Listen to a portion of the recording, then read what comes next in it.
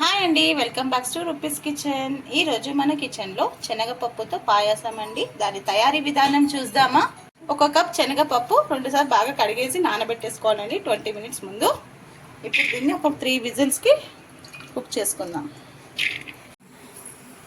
ఒక 2 స్పూన్స్ అంతా సాబుదానా నానబెట్టుకోవాలండి. ఒక హాఫ్ అన్ అవర్ పాటు, చిన్నదైనా పెద్దదైనా పర్వాలేదు, నానబెట్టుకోవాలి. దీన్ని సాబుదానా అంటారు, సగ్గు బియ్యం కూడా అంటారు.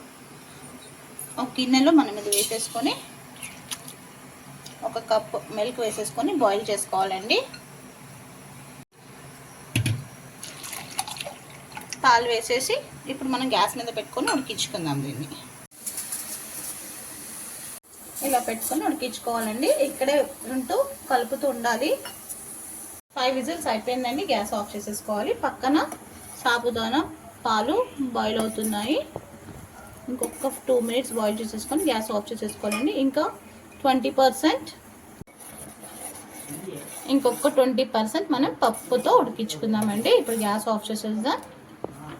సాబుదానా కొంచెం ట్రాన్స్పరెంట్గా అవ్వాలి. చూడండి ఇలా.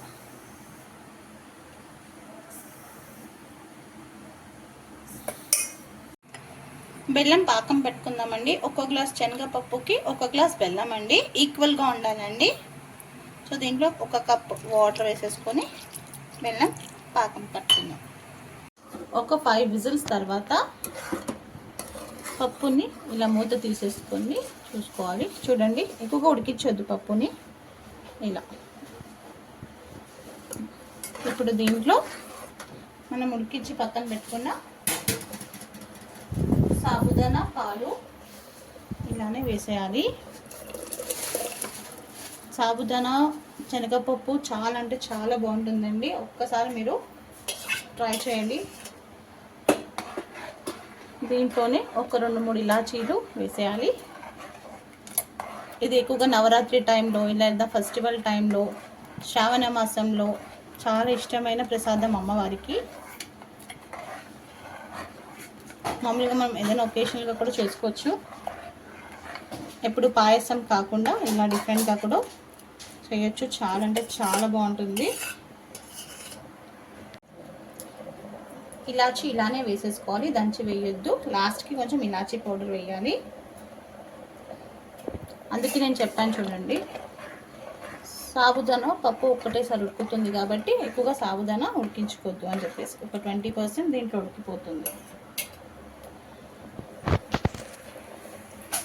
పక్కన బెల్లం పాకం అవుతుంది. పాకం అంటే పాకం కాదండి, ఓన్లీ బెల్లం మెల్ట్ అయిపోవాలి అంతే. 1 స్పూన్ అంతా నట్స్ ఇలా నేను చాప్ చేసి పెట్టుకుంటానండి, ఎప్పుడైనా అవసరం ఉంటుందని చెప్పేసి. కొంచెం అలా బెల్లం కరిగించుకొని ఇలా స్టెయిన్ చేసేసుకోవాలండి. పప్పు సాబుదానా అన్నీ బాగా కుక్ అవుతుంది. ఇలా బాయిల్ అవుతున్నప్పుడు మనం స్టెయిన్ చేసి పెట్టుకున్న బెల్లంని వేసేసుకోవాలి.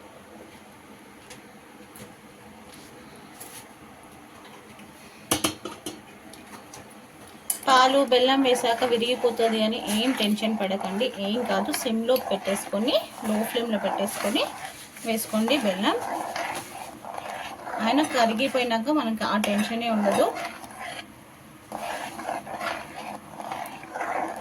ఇలా పప్పుతోనే ఉండాలండి. మరి విజిల్స్ ఎక్కువగా పెట్టుకుంటే పప్పుగా ఉండదు, మొత్తం స్మాష్ అయిపోతే అది టేస్ట్ వేరే ఉంటుంది. సో పప్పుగా ఉంటేనే టేస్ట్ బాగుంటుంది. ఇప్పుడు దీంట్లో కొంచెం పాలు వేసుకోవాలండి. కొంచెం చాలు, ఎక్కువగా వేయదు, కొంచెమే. మళ్ళీ కొంచెం చల్లగా అయిపోయాక దగ్గరికి అయిపోతుందండి. శనగపప్పు సాబుదానా వేసాం కాబట్టి కొంచెం దగ్గరికి అయిపోతుంది పాయసం. సో ఒక్క బాయిల్ వచ్చాక మనం దింపేసుకుందాం. అంతవరకు డ్రై ఫ్రూట్స్ అంతా ఫ్రై చేసుకుందాం. ఒక కడాయిలో గీ వేసేసుకోవాలండి. ఒక 2-3 టేబుల్ స్పూన్ వేసేసుకొని 1 స్పూన్ కాజు, నేను 1 స్పూన్ అంటాను, ఇంకొక స్పూన్ కూడా వేస్తానండి. కాజు అంటే అంత ఇష్టం, సో కాజు ఫ్రై చేసుకుంటాను. పిస్తా కూడా వచ్చేసింది ఇంట్లో.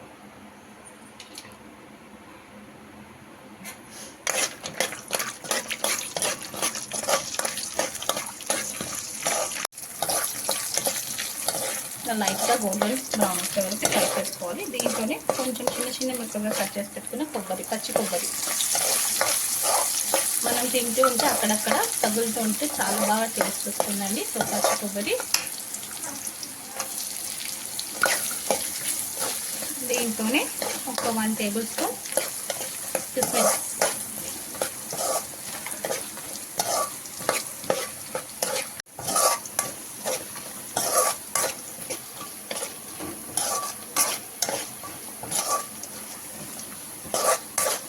Gas off చేసేయాలండి. ఈ వేడికి కిస్మిస్ కూడా ఫ్రై అయిపోతుంది.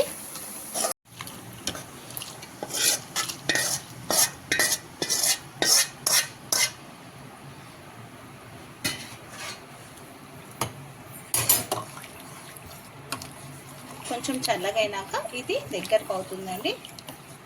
పాయసం అయిపోయిందండి.